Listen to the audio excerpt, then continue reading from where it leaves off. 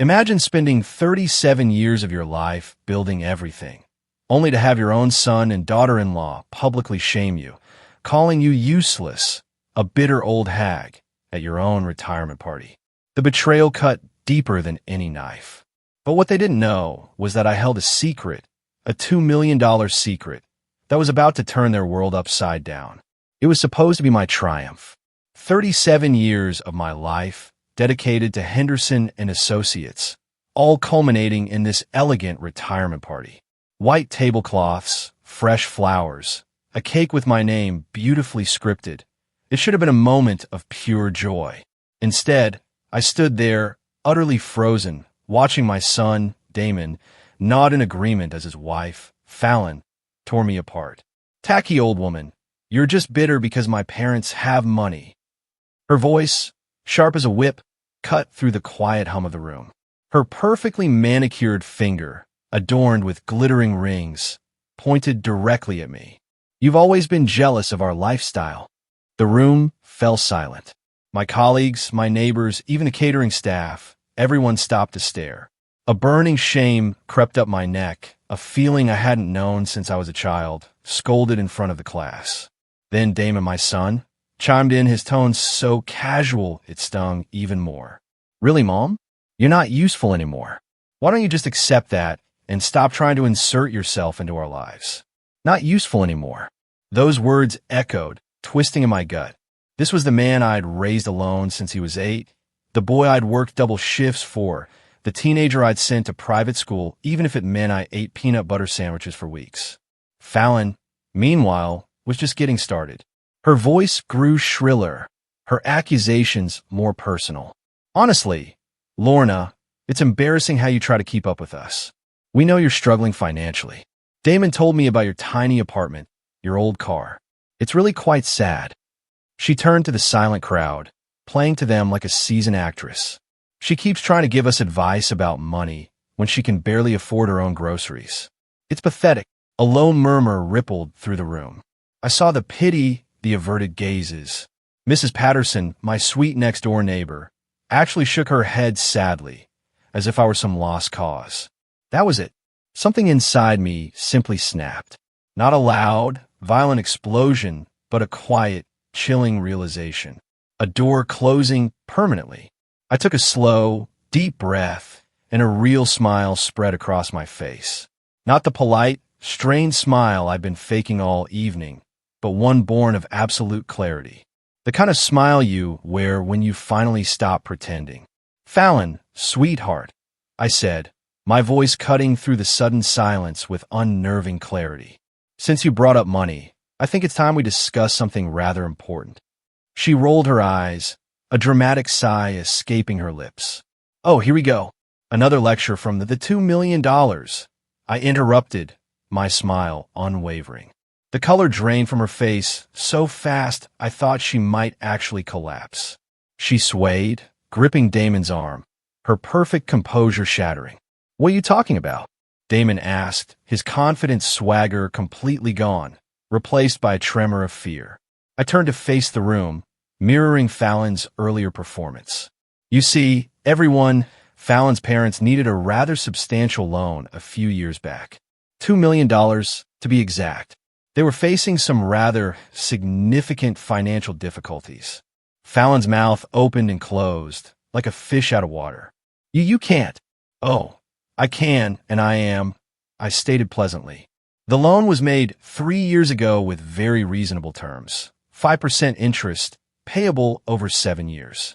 Of course, they've only made about 6 months of payments so far." The crowd was no longer staring with pity. Now, they were riveted, their eyes darting between Fallon's horror-stricken face and my calm demeanor, like spectators at a thrilling tennis match. "That's impossible," Fallon whispered, her voice cracking.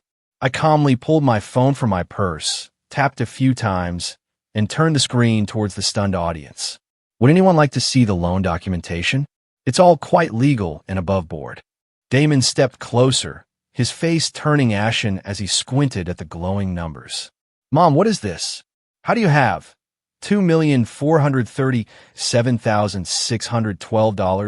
$2,437,612.18? I looked at him, my voice clear and steady. That, Damon, is what your wife's parents currently owe me, including all the accrued interest they've conveniently ignored. Fallon made a strangled sound, grabbing the back of a chair for support. This has to be some kind of mistake. You're a bookkeeper. You live in that tiny apartment. You drive a 15-year-old Honda. And I do drive a 15-year-old Honda. I conceded, my smile tightening. And I do live in a small apartment. But you know what they say about assuming things, dear. The room was eerily silent, save for the soft jazz music still playing, an almost surreal soundtrack to the unfolding drama. You see, I continued, my voice growing stronger with each word. Your parents came to me in quite a panic 3 years ago. Their business was failing, they were facing bankruptcy, and they needed capital immediately. They'd heard through mutual friends that I might be able to help. Fallon shook her head frantically. No. My parents have money. They've always had money. They paid for our wedding. They bought us the house. With my money, I corrected her softly. All of it. Every dollar your parents have spent in the last 3 years came from that loan. Damon sank into the nearest chair, utterly pale and bewildered. But you always said you didn't have much. You said you were just getting by on your pension. I said I lived simply. I clarified. I never said I was poor. Fallon's breathing became rapid and shallow. She looked around the room, desperate for an escape. This is insane. You're lying. You're making this up because you're jealous and bitter. And would you like me to call your parents right now? I asked, already pulling up their number. I'm sure they'd be happy to confirm the details. No, Fallon practically screamed, then quickly lowered her voice, realizing she was drawing even more attention. No, don't. Don't call them. Why not, sweetheart? I countered, a touch of steel in my voice. If I'm lying, surely they'd be delighted to set the record straight. Her face crumpled, and for a fleeting moment, she looked like a lost child, not the sophisticated woman who'd just publicly humiliated me. Please, she whispered, please don't do this. But I was done. Done pleasing people who had never shown me an ounce of courtesy. Done being treated like a burden by the family I'd sacrificed everything for. I surveyed the room one last time, taking in the faces that now held respect and curiosity instead of pity. Then I looked at my son, still slumped in his chair, trying desperately to process the truth. Enjoy the rest of the party, everyone, I said, tucking my phone back into my purse. I think I'll head home now. As I walked towards the door, I heard Fallon's voice behind me, high-pitched and desperate. Lorna, wait. We need to talk. We need to. But I didn't stop. I didn't turn around. I just kept walking, and with every step, I felt lighter than I had in years. The valet brought my 15-year-old Honda around, and as I drove away from that country club, I couldn't help but smile. Tomorrow, I knew, was going to be a very interesting day. By the way, if you're still with me, make sure to hit that subscribe button. More unbelievable stories like this are coming your way. Now, let me tell you how I got to that point. I didn't sleep much that night. Instead, I sat in my small living room, a cup of tea warming my hands, surrounded by old photo albums and financial documents I hadn't touched in years. The silence was different now. Not lonely, but profoundly peaceful. For the first time in decades, I wasn't worried about disappointing anyone. The photographs told a story I had almost forgotten. There I was at 28, holding baby Damon, my face exhausted but radiant. My husband, Robert, had died just 2 months earlier in a construction accident, leaving me with a mortgage, a newborn, and exactly $347 in our checking account. I traced my finger over that terrified young woman in the picture. She had no idea what she was capable of. Everyone told me to sell the house, to move in with my mother, to take any help I could get. But something fierce inside me refused. This was Damon's home, the place where his father had painted blue nursery walls and built shelves for books we'd never read together. So I kept the house. I found a job at Henderson & Associates, a small accounting firm that needed someone willing to work odd hours for lower pay. I started as a receptionist, but I watched, I learned. Numbers had always made more sense to me than people. Within 2 years, I was handling the books for their biggest clients. Within 5, I was essentially running the financial side of the business while Harold Henderson played golf. He paid me well enough to survive, but I was building something else on the side. It started small. I'd notice inefficiencies in clients' businesses, tax advantages they were missing, investment opportunities they overlooked. I'd offer quiet suggestions that saved them thousands. Word spread. Soon, I was consulting evenings and weekends for small business owners who couldn't afford big firms, but needed someone who understood money. I charged modest fees and delivered exceptional results. By the time Damon was in middle school, I was managing investment portfolios for a dozen local businesses. I'd quietly incorporated my own consulting firm, funneling the profits into carefully chosen stocks and real estate. I lived modestly, drove used cars, and let everyone assume I was just a bookkeeper barely making ends meet. The truth was I was building an empire, a quiet, invisible empire no one suspected. I learned early that people treat you differently when they know you have money. They want things from you. They expect things. They feel entitled. I saw wealthy clients at Henderson struggle with constant pressure from family, endless requests for loans. I watched their children grow up expecting everything to be handed to them. I didn't want that for Damon. I wanted him to develop his own work ethic, his own values. So, I hid my growing wealth behind a facade of middle-class struggle. I shopped discount, clipped coupons, complained about prices just like my neighbors. But I also made sure Damon never wanted for anything truly important. Private school tuition magically appeared, college funds materialized, and there was always money for what mattered. I just made it seem like I was stretching every dollar, sacrificing for him. Looking back, I can see the flaws. I was so focused on not spoiling Damon, I may have overcorrected. He grew up thinking I was scraping by, that every opportunity he had was the result of my sheer struggle. In a way, that was true, but he never understood the full scope of what I'd built, the security I'd created for both of us. When Damon graduated college, I quietly used my connections to land him his first job. When he wanted to start his own firm, I arranged for my clients to become his first. When he expanded, I made sure the bank approved his loan. He believed he was succeeding on his own merit, and in many ways, he was smart and hardworking. But I've been smoothing his path in ways he never realized. Then came Fallon. The first time Damon brought her home, she was beautiful, polished, expensive, the kind of beautiful that spoke of country clubs and European vacations. Her clothes, designer. Her jewelry, real. Her confidence, unshakable.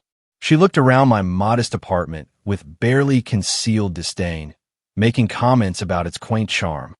At dinner, she regaled us with stories of her parents' trips to Tuscany, their new yacht, their vineyard plans. She spoke casually about money, making it clear she'd never worried about a single dollar. When she mentioned her father owned several car dealerships, I understood the source of her wealth.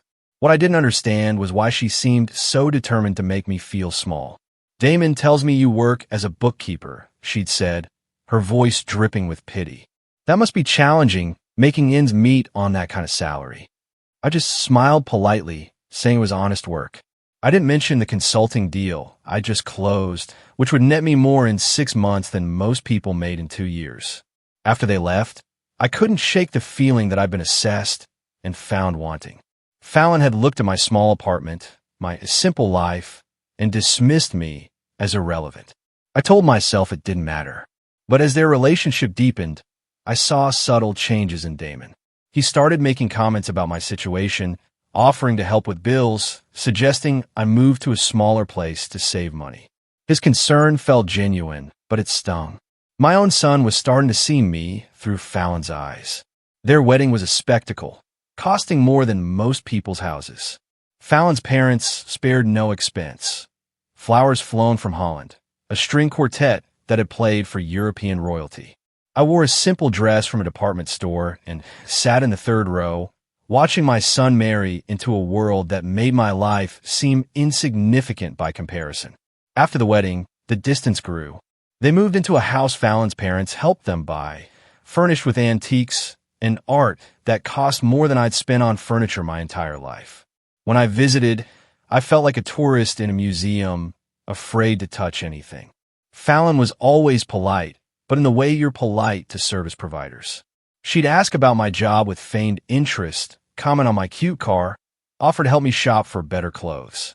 Each interaction made me feel smaller, less significant. And Damon, perhaps without realizing it, began to adopt her perspective. He stopped asking for business advice, called less frequently. Our conversations became stilted, as if I were an elderly relative he felt obligated to check on. Then, 3 years ago, on a Tuesday evening, my phone rang. An unfamiliar number. It was Margaret Wheeler, Fallon's mother, her voice tight with desperation. "Lorna, I hope you don't mind me calling, but we're in a bit of a situation, and someone mentioned you might be able to help." The story poured out in fits and starts. Bad investments, market downturns, cash flow spiraling out of control. The car dealerships were hemorrhaging money. Creditors were circling. Bankruptcy loomed. They needed capital immediately. Traditional lenders had turned them down.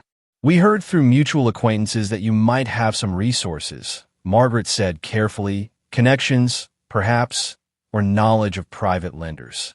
I almost laughed. This woman, who'd looked down on me for years, was calling the poor bookkeeper for help. But something in her voice stopped me. Genuine fear. The terror of losing everything. Everything that defined their family's identity.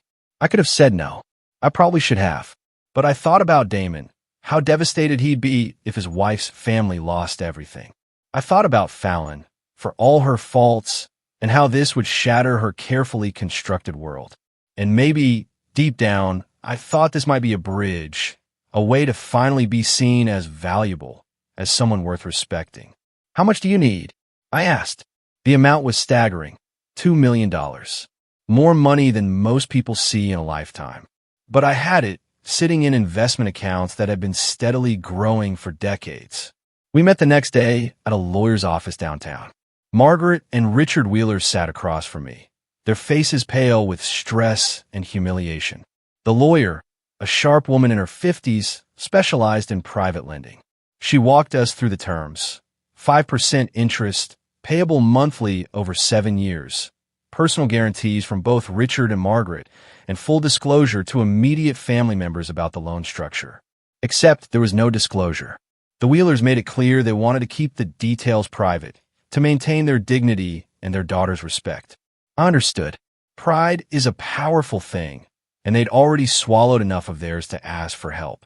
So, we structured it as a private investment in their business, with paperwork that would only become relevant if payments were missed. To everyone else, including Fallon and Damon, it would look like the Wheelers had found an angel investor, not that they were borrowing money from the woman their daughter treated like a charity case. The first few months went smoothly. Payments came on time, businesses stabilized, and the Wheelers maintained their lavish lifestyle. Fallon never knew how close they'd come to losing everything, or who had saved them. But then, the payments started coming late, and they stopped altogether. Now, sitting in my living room with the loan documents spread across my coffee table, I finally realized what I should have seen all along.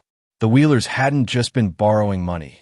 They'd been buying time, maintaining appearances, hoping something would change. And when nothing did, they'd simply decided to ignore their obligations. After all, what could the poor bookkeeper do about it? They were about to find out. The morning after my retirement party, I woke up with a clarity I hadn't felt in years. The suffocating fog of hurt and confusion was gone, replaced by something sharper, more focused. Over my morning coffee, I started making calls. The first was to Patricia Collins, my lawyer. We'd worked together for years on my investments, but never been close. That was about to change. "Patricia, it's Lorna Hastings. I need an urgent meeting. It's about the Wheeler loan and some other matters." Her voice sharpened with immediate interest. "A development with the repayment? You could say that. Can you meet this afternoon?" "I'll make time." My second call was to Marcus Chun, my financial advisor. Marcus had managed my portfolio for 15 years, one of the few who truly knew the depth of my wealth, and he was incredibly discreet.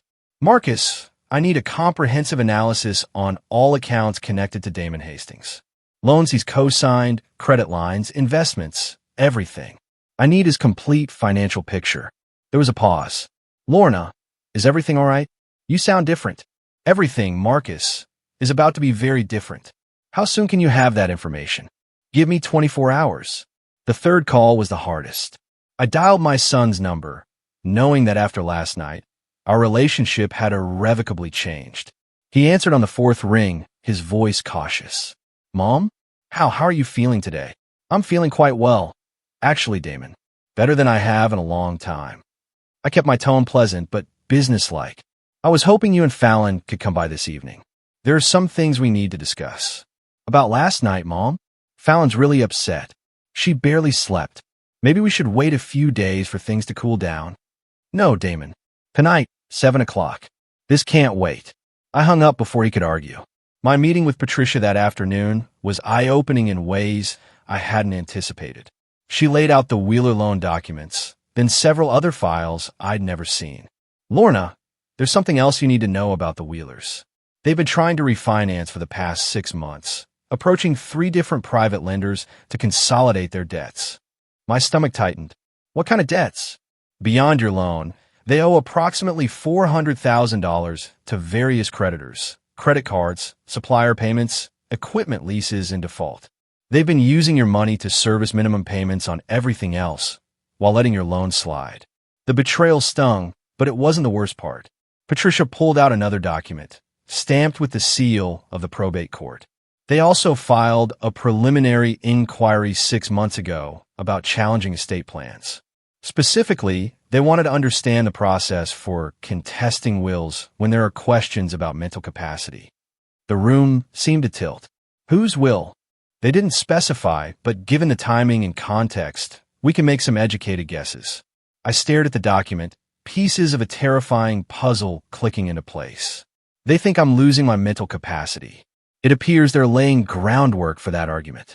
The inquiry specifically asked about situations where elderly individuals make financial decisions inconsistent with their established patterns of behavior, like a poor bookkeeper suddenly having $2 million to lend. Exactly, I breathed. The Wheelers weren't just defaulting. They were planning to claim I'd never been competent to make the loan in the first place. If they could prove I was incapacitated, they could void the entire agreement. Patricia, I said, my voice firm, I want you to arrange a complete psychiatric evaluation by the most respected neuropsychologist in the state. Cognitive tests, memory assessments, everything. And I want it documented that I requested this myself, while clearly demonstrating sound judgment. She nodded, making notes. That's smart. Establishes baseline competency. And there's more. I need a new will drafted. A very specific one. I spent the next hour outlining every detail. Patricia's eyebrows rose higher with each instruction, but she dutifully recorded it. All. That evening, Damon and Fallon arrived at precisely 7. Fallon looked like she'd been crying, her perfect makeup smudged. Damon was visibly nervous, fidgeting with his keys. Please sit down, I said, gesturing to my small living room. Can I get you anything? Mom, we really need to talk about last night, Damon began immediately. Fallon's parents are so upset. They're saying you're confused about some financial arrangement, but they don't want to embarrass you by stop. I cut through his rambling, my voice like a surgeon's scalpel. Just stop talking for a moment and listen. I walked to my desk and retrieved the folder I prepared. These are copies of all the loan documents between your wife's parents and myself. Every page is signed, notarized, and legally binding. I handed the folder to Damon, watching his face transform from skepticism to confusion to dawning horror. This is real, he whispered. Very real. $2 million borrowed 3 years ago. Payments stopped completely 8 months ago. Current amount owed, including interest and penalties, is $2,612,418. How do you have this kind of money? Fallon finally managed, her voice barely a whisper. I earned it, I replied. Over 30 years of careful investing and business consulting. While you were assuming I was some pathetic old woman barely scraping by, I was building a financial portfolio that would make your parent car dealerships look like a lemonade stand. Damon let the folder drop, his hands shaking. But you never said. You always acted like money was tight. You live in this small apartment. You drive that old car. Because I choose to, I stated simply. Because I learned a long time ago that people treat you differently when they know you have money. They start seeing you as a resource rather than a person. I looked directly at Fallon. Your parents came to me because they were facing bankruptcy. They begged me for help, promised faithful payments, swore this would remain confidential to protect their dignity. I agreed because I thought it would help my son's marriage. Fallon's face had gone completely white. They told me they found an investor, some businessman who believed in the company. I'm that businessman, Fallon. I saved your parents from losing everything. I made it possible for them to maintain their lifestyle, to continue funding your expensive tastes, to keep up appearances in your social circle. Damon ran his hands through his hair, a gesture I remembered from his childhood when he was overwhelmed. I don't understand, Mom. If you have all this money, why did you let us think? Why did you let me worry about your retirement, your future security? The pain in his voice almost broke my resolve.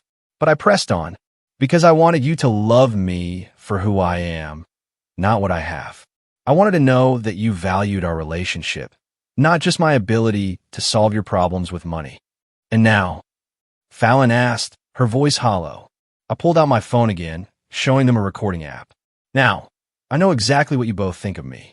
Last night, in front of 50 people, you called me bitter, pathetic, useless. You made it clear you see me as a burden, an embarrassment. I played a section of audio from the previous evening, their own harsh words filling the small room. Fallon flinched as she heard herself calling me a bitter old hag. I recorded everything. I said simply, the entire conversation is documented. Damon leaned forward, his face desperate. Mom, we were upset. We said things we didn't mean. No, Damon, you said exactly what you meant. You said what you've been thinking for years. What Fallon has been telling you about me. That I'm worthless. That I have nothing to offer. That my presence in your lives is an inconvenience. I stood up and walked to the window, gazing out at the city lights. What you don't know is that I've been supporting your lifestyle for years.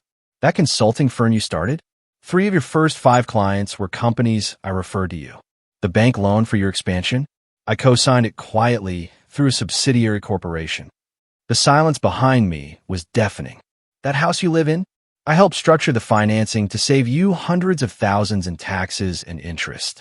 Your retirement accounts, your investment portfolio, even Fallon's jewelry collection. All of it was made possible by my advice, my connections, and direct financial support that you never knew about. I turned back to face them. Damon looked utterly stricken, while Fallon appeared to be in shock. But here's what's really interesting. I continued, my voice growing colder. I discovered today that your parents haven't just been ignoring their debt to me. They've been actively planning to have me declared mentally incompetent so they can void the loan entirely. Fallon's mouth opened and closed soundlessly. They filed inquiries with the probate court about challenging wills and estate plans.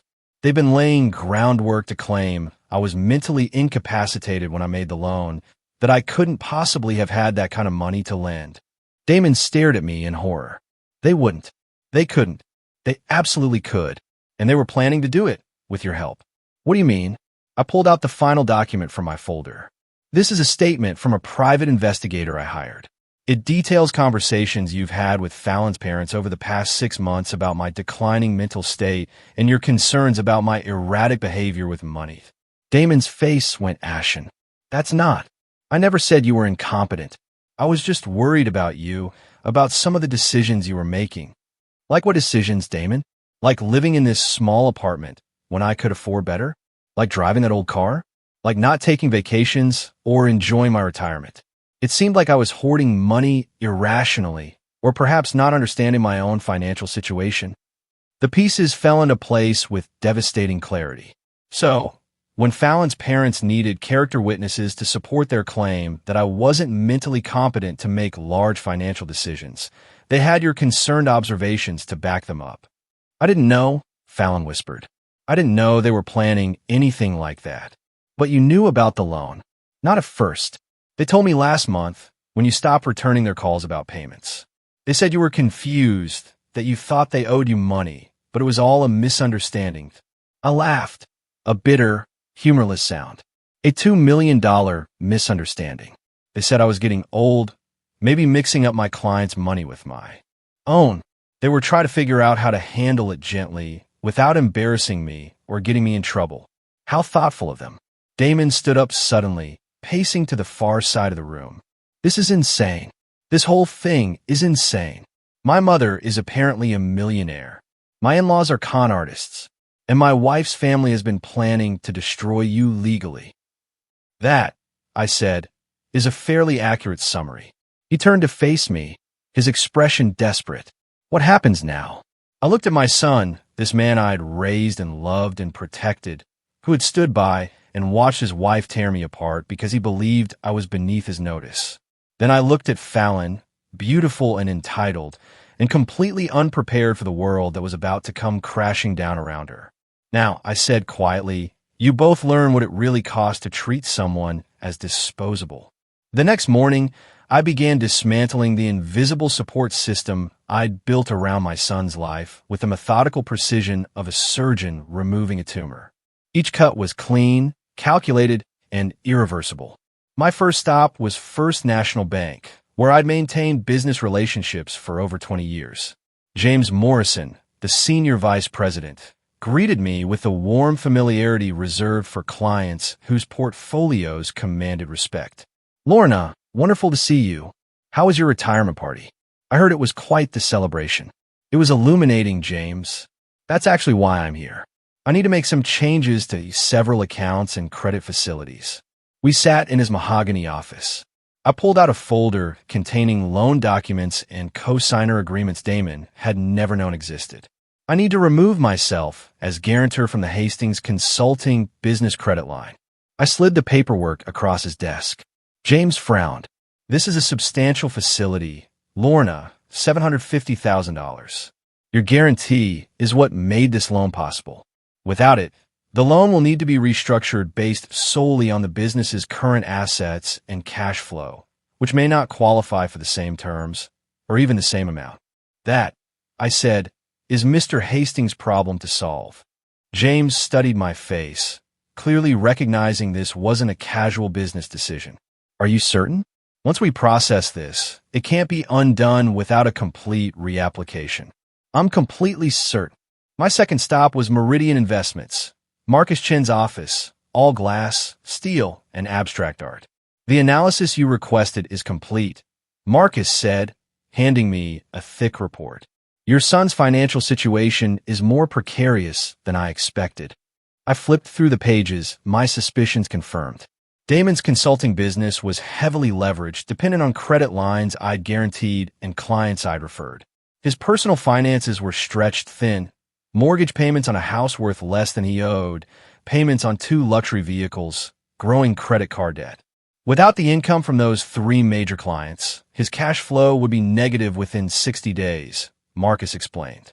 Those 3 major clients were companies I'd been consulting with for years, businesses I directed to Damon when he started out. They continued working with him partly out of loyalty to me, and partly because I've been quietly ensuring their satisfaction by reviewing his work and making corrections when necessary. I want you to contact Reynolds Manufacturing, Berkshire Holdings, and Patterson Logistics, I said. Inform them that I'll be taking over their accounts directly, effective immediately. Marcus raised an eyebrow. That's approximately 60% of Hastings Consulting's revenue. Yes, it is. Lorna, I have to ask, is everything all right? These seem like very drastic measures. I thought about Damon's words the night before, his casual dismissal, the assumption I was useless. Everything is exactly as it should be, Marcus. My third stop was the most difficult. Margaret Wheeler had agreed to meet me for lunch at the very country club where my retirement party had taken place just 2 days earlier. She looked older, stress lines deepening around her eyes, her usual perfect composure cracked. Lorna, thank you for meeting. I hope we can work this out amicably. We sat at a quiet table overlooking the golf course, the same view I'd had when Fallon called me pathetic. The irony was not lost on me. Margaret, I'm going to be very direct. I know about the probate court inquiries. I know about your plans to challenge my mental competency. And I know you've been using money from my loan to service other debts while ignoring your obligations to me. Her face went pale, but she tried to maintain her dignity. I don't know what you're talking about. I placed a folder on the table. These are copies of every financial transaction your family has made in the past 6 months, courtesy of a very thorough forensic accountant. Shall I read through them? Margaret's hands trembled as she reached for her water glass. How did you?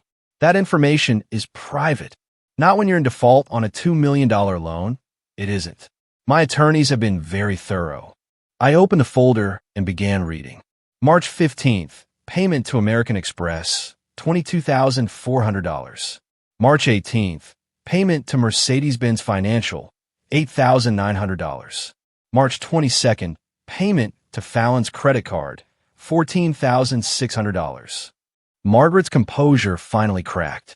Please.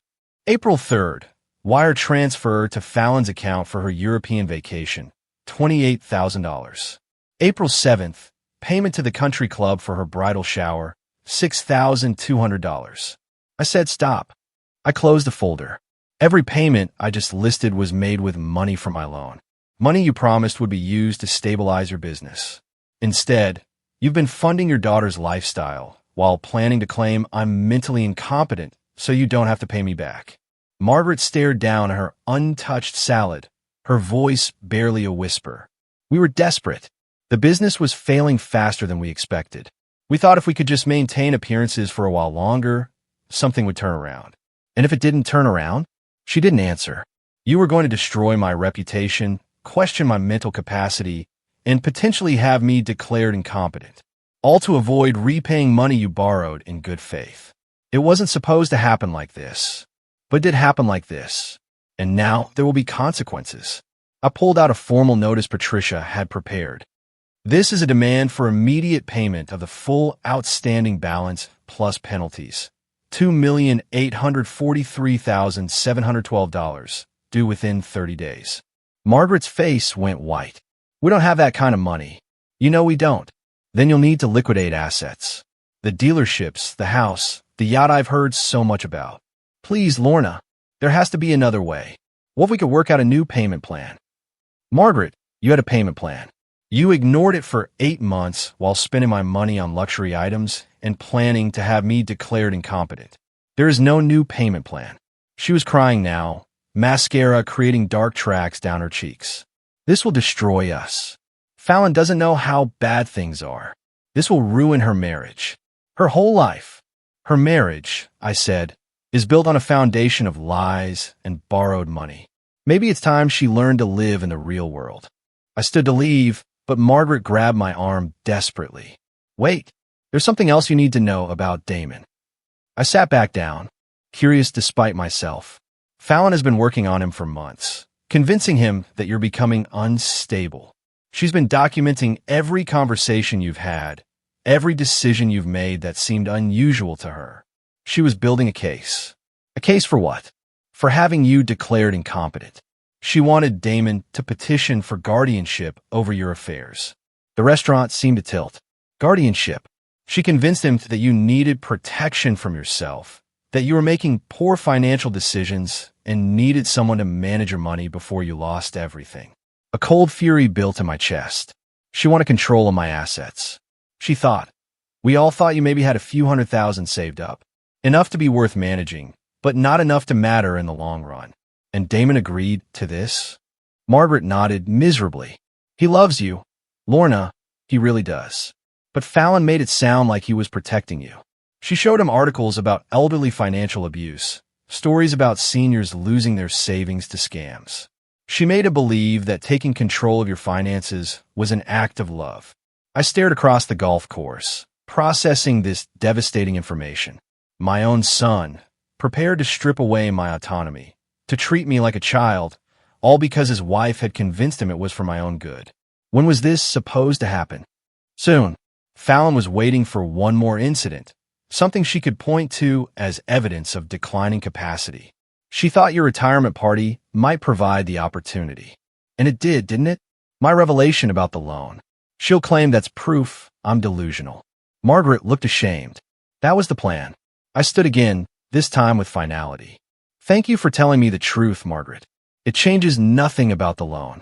But at least now I understand the complete picture. What happens now?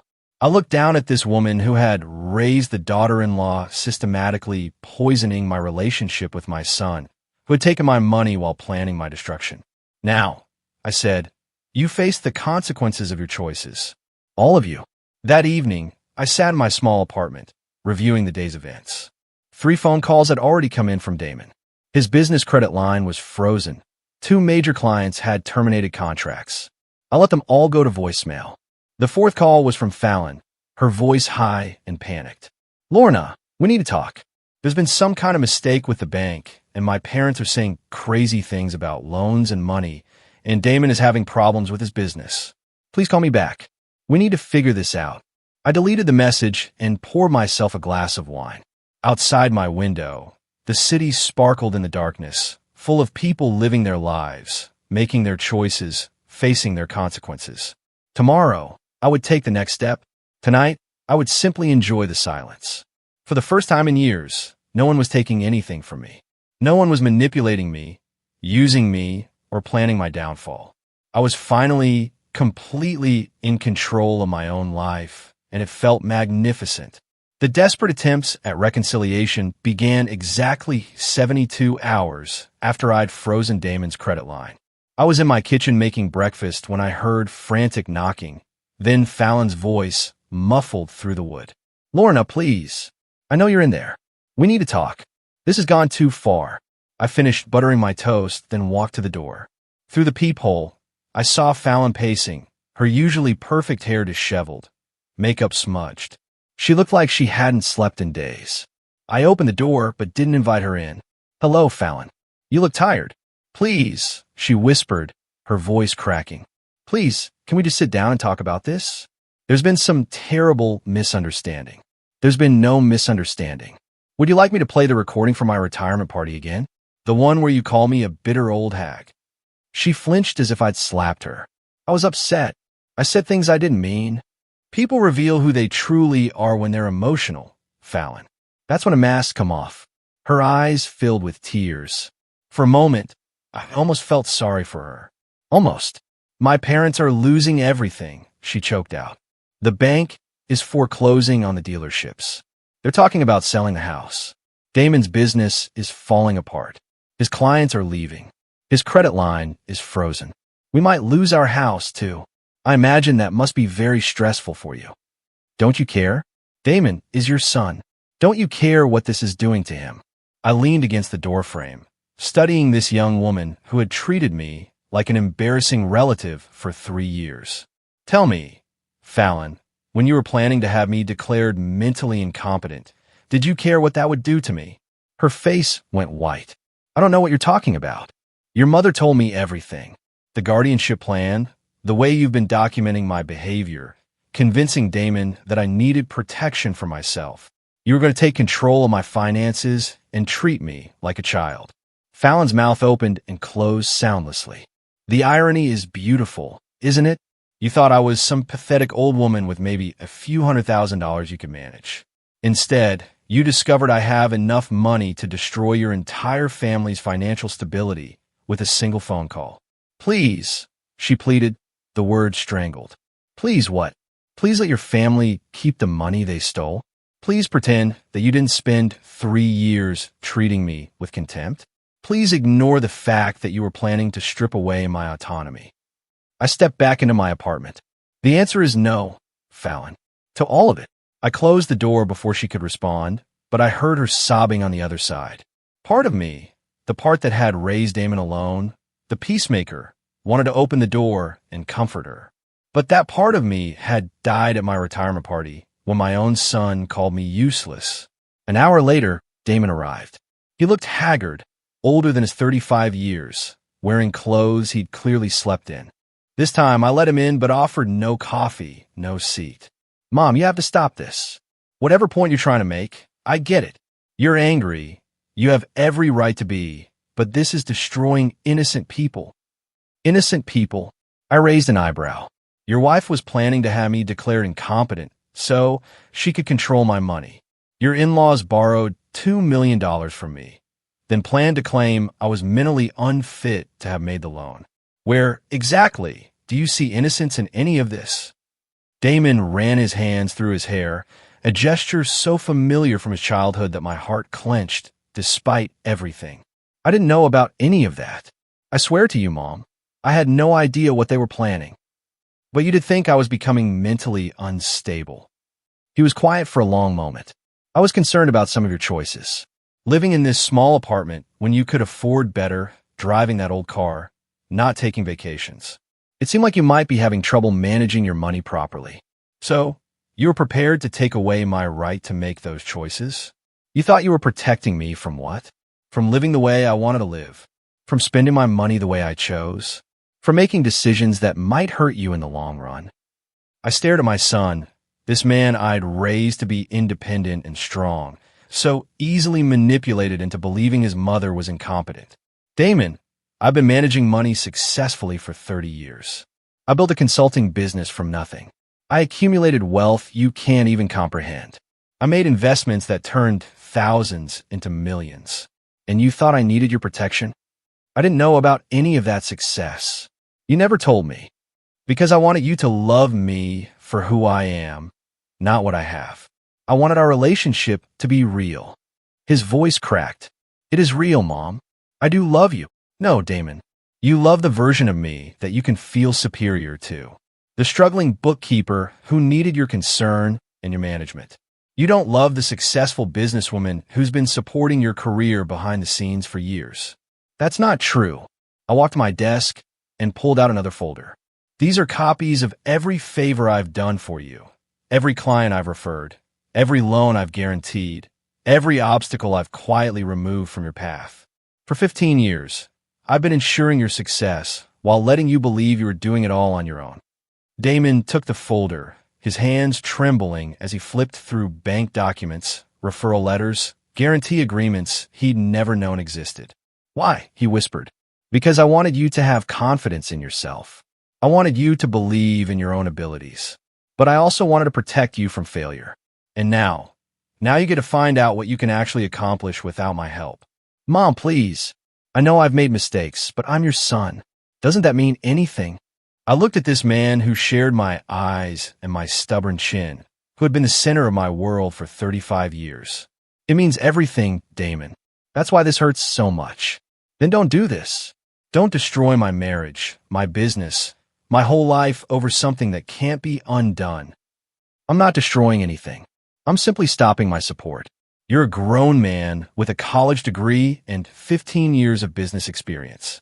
If you can't maintain your lifestyle without secret help from your mother, then maybe that lifestyle was never really sustainable. What about Fallon? She made mistakes, but she loves me. She's pregnant, Mom. My heart skipped a beat. What? She's 8 weeks pregnant. We just found out yesterday. She's terrified about what's happening with our finances with her parents. The stress isn't good for the baby. For a moment, the room was completely silent. A grandchild, another chance at family, at love untainted by manipulation and greed. Then I remembered Fallon calling me pathetic, Damon agreeing I was useless, the guardianship papers that would have stripped away my autonomy. Congratulations, I said quietly. Mom, please, for the baby's sake, can't we find a way to work this out? I walked to the window, looking out at the city that had been my home for so many years. Somewhere, Margaret and Richard Wheeler were likely meeting with bankruptcy attorneys. Somewhere else, Fallon was crying over bank statements and foreclosure notices. I'll make you a deal, I said finally. Damon's face lit up with hope. Full repayment of the Wheeler loan within 60 days. $2,843,712. His face fell. You know, they don't have that kind of money. Then they'll need to liquidate assets. Houses, businesses, investments, jewelry, everything. That will leave them with nothing. They'll have their health and their freedom. That's more than they were planning to leave me with. What about my business? What about the guarantees you withdrew? Your business succeeds or fails based on your own merit now. No more help from me. And us. What about our relationship? I turned back to face him, memorizing his features as if I might never see him again. That depends entirely on you, Damon. Whether you can love and respect the real me, not just the version you thought you could control. He was crying now, silent tears streaming down his face. I never wanted to control you. I thought I was helping. I know you did. That's what makes this so tragic. After he left, I sat in my quiet apartment as the afternoon faded into evening. The silence felt different now, heavier. I was getting what I demanded: respect, recognition, consequences for those who had wronged me. But the cost was higher than I'd anticipated. A grandchild was coming, and I might never know him or her. My son might never forgive me. The family I'd spent 35 years building and protecting was crumbling. But for the first time in years, no one was taking advantage of me. No one was manipulating me or planning my downfall. I was finally free to be exactly who I was, without apology or explanation. The question was freedom worth the price of being alone? I poured myself a glass of wine and watched the sun set, knowing tomorrow would bring new challenges, new choices, new consequences. But tonight, I was simply Lorna Hastings, successful businesswoman, millionaire, survivor. And that, I decided, would have to be enough. 6 months later, I stood in the lobby of the Meridian Tower, wearing a tailor navy suit that cost more than most people's monthly salary. The marble floors gleamed, reflecting crystal chandeliers. This was my building now, one of 3 commercial properties I'd purchased in the past month. The elevator carried me to the 15th floor where glass doors bore the inscription: Hastings Financial Consulting, Private Wealth Management. My new office occupied the entire floor, floor-to-ceiling windows, offering a panoramic view of the city I called home. My assistant, Claire, a sharp woman in her 40s, greeted me with my morning schedule. Good morning, Mrs. Hastings. Peterson consultation at 10, lunch with the mayor's Economic Development Committee at noon, and the Forbes interview at 3. Thank you, Claire. Any messages? Several. Your lawyer called about the Wheeler bankruptcy. Everything is finalized. Your accountant needs to review tax implications for the new acquisitions. And, she hesitated, your son called again. 4th time this week. I nodded, taking the message slip without looking. Hold my calls until after the Peterson meeting. The transformation had been gradual at first, then sudden. After Damon left my apartment that day, I made a decision that changed everything. I was done hiding who I was. Within a week, I'd hired the best image consultant, updated my wardrobe, and had professional photographs taken. I registered Hastings Financial as a full-service wealth management firm, reaching out to the network of contacts I'd built over 3 decades. The response was immediate, overwhelming. Whispers of the mysterious investor making smart money moves had apparently circulated for years. When I emerged from the shadows, clients lined up to work with a woman who had quietly built a fortune while maintaining discretion. My first major coup was convincing 3 family trusts, worth a combined $800 million, to move their portfolios to my firm. Word spread quickly through the city's wealthy circles. Lorna Hastings was the real deal. The Wheeler bankruptcy had been swift and brutal. Unable to meet my payment demands, they were forced to liquidate everything. The car dealerships sold for cents on the dollar. The house went to creditors. The yacht, art collection, even Margaret's jewelry, all went to auction. They moved to a modest apartment, both taking jobs they were overqualified for, desperate to have. Richard worked as a sales manager at a used car lot owned by his former competitor. Margaret worked part-time at a real estate office, showing houses she could never afford again. Fallon had been devastated. The pregnancy was difficult, complicated by stress and their dramatic change in circumstances. She lost the designer clothes, spa treatments, the lifestyle that defined her identity. Worst of all, she watched her parents' humiliation, knowing it was partially her fault. Damon's business struggled initially after losing my support, but he proved more resilient than I'd expected. He downsized, moved to a smaller office, and focused on building genuine client relationships rather than relying on my referrals. It was harder work, less profitable, but more honest. They sold the house I'd helped them buy, moving to a modest 3-bedroom in a middle-class neighborhood. Damon drove a used sedan instead of his luxury car. Fallon shopped at Target instead of Nordstrom. But they were surviving. The baby had been born 3 months ago, a healthy daughter they named Emma. The birth announcement was simple, a small photograph in the mail, No elaborate celebration. No expensive gifts from grandparents. Just a quiet welcome for a new life, entering an uncertain world. I stared at that photograph for a long time, memorizing my granddaughter's tiny features, wondering if I'd ever hold her, know her laugh, or comfort her tears. The Forbes interview that afternoon was supposed to focus on my business success, but the journalist was more interested in the personal story. "You've become a legend in financial circles," she said, her recorder capturing every word. "The bookkeeper who secretly built an empire. What drove you to keep it hidden for so long?" I considered the question carefully. I learned early that people's perception of you changes when they know you have money. They start seeing you as a resource rather than a person. I wanted my relationships to be based on who I was, not what I had. And did that strategy work? I smiled, but there was sadness in it. It revealed exactly what my relationships were really worth.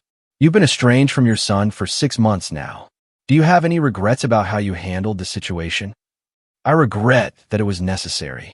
I don't regret standing up for myself. What would it take for reconciliation?" I thought about that question long after the interview. What would it take? An apology would be a start, but not enough. Real change, genuine respect, acknowledgement of the damage that had been done. Those things took time to develop, and even longer to prove. That evening, reviewing acquisition proposals in my penthouse apartment, I'd finally moved out of my modest rental. My doorman called. "Mrs. Hastings, there's a young woman here with a baby. Says she's your daughter-in-law. Should I send her up?" I hesitated for a long moment. "Yes," I said. "Send her up." 5 minutes later, I opened my door to find Fallon standing in my hallway, holding a pink bundle. She looked different, older, more tired, but somehow more real. Her hair was in a simple ponytail. She wore jeans and a sweater instead of designer clothes, and there was something in her eyes that hadn't been there before. Humility. "Hello, Lorna. Thank you for seeing me. Come in." She walked into my new living room, taking in the expensive furniture, the original artwork, the floor-to-ceiling windows. But her attention quickly returned to the baby. "This is Emma," she said quietly. "Your granddaughter." I stared down at the sleeping infant, my heart constricting with a longing I'd been suppressing for months. She had Damon's nose and what looked like my chin. "She's beautiful. Would you like to hold her?" With trembling hands, I reached for my granddaughter. She was so light, so perfect, so completely innocent of all the pain and betrayal that had brought us to this moment. "I owe you an apology," Fallon said, her voice barely above a whisper. "Not just for what I said at your party, but for everything. For the way I treated you, the way I convinced Damon to see you as a burden instead of the remarkable woman you are." I looked up from the baby to study Fallon's face. The arrogance was gone, replaced by what looked like genuine remorse. "I was spoiled and entitled and cruel," she continued. "I thought money and status were the only things that mattered. I looked down on you because I thought you had less than me, and I was threatened when I discovered you had more. And now I understand what my parents did to you, what I participated in doing to you. We took advantage of your generosity and your love for Damon. We planned to take away your autonomy. We treated you like you were disposable." She was crying now, silent tears she didn't try to wipe away. "I know you have every right to hate me. I know I don't deserve your forgiveness, but I wanted you to know that I understand now how wrong I was. And I wanted you to meet your granddaughter." I held Emma closer, breathing in that sweet baby scent, feeling her tiny heartbeat against my chest. "What does Damon know about this visit?" "Nothing. He doesn't know I'm here. He thinks you'll never forgive us, that we've lost you forever. And what do you think?" Fallon was quiet for a long moment. "I think that would be fair. But I hope maybe someday you might give us a chance to earn your trust back. That would take time. Years, probably. I know. And it would require real change, not just words. Actions. Proof. I understand." Emma stirred in my arms, making soft baby sounds. I looked down at her perfect face and felt something shift inside me. The anger was still there, the hurt, the betrayal. But love was there, too. Not for Fallon, not yet. But for this innocent child who deserved better than the legacy of pain her family had created. "I'm not ready to forgive," I said finally. "I may never be ready. but I am ready to consider the possibility that people can change. Fallon's face lit up with hope. Small steps, I warned. Supervised visits with Emma, family counseling with Damon, complete transparency about your finances and decisions. And if there's ever another betrayal, any attempt to manipulate or take advantage, it ends permanently. Yes, she said immediately. Yes, absolutely. And Fallon, I added, I'm not the same woman who used to hide her success to make others comfortable. I won't pretend to be less than I am ever again. If we're going to rebuild this relationship, it will be with full honesty about who we all really are. She nodded, wiping her tears. I wouldn't want it any other way. As she prepared to leave, I made a decision that surprised even me. Fallon, she turned back, hopefully. Tell Damon he can call me. Not to apologize or make excuses, but to talk about Emma, about being grandparents, about what comes next. Her smile was radiant. I will. Thank you. After they left, I stood in my beautiful apartment, surrounded by all the symbols of my success, holding a small pink blanket that still smelled like baby powder. The silence felt different now. Not empty, but full of possibility. I'd learned that liberation wasn't just about breaking free from those who'd wronged me. It was about choosing who to let back in, on what terms, and with what expectations. Tomorrow, Damon would call. We would have difficult conversations about trust and forgiveness and the long road back to being a family. It wouldn't be easy. There would be no guarantees. But for the first time in months, I felt something I'd almost forgotten: hope. The city sparkled beyond my windows, full of people making their own choices, facing their own consequences, rebuilding their own lives.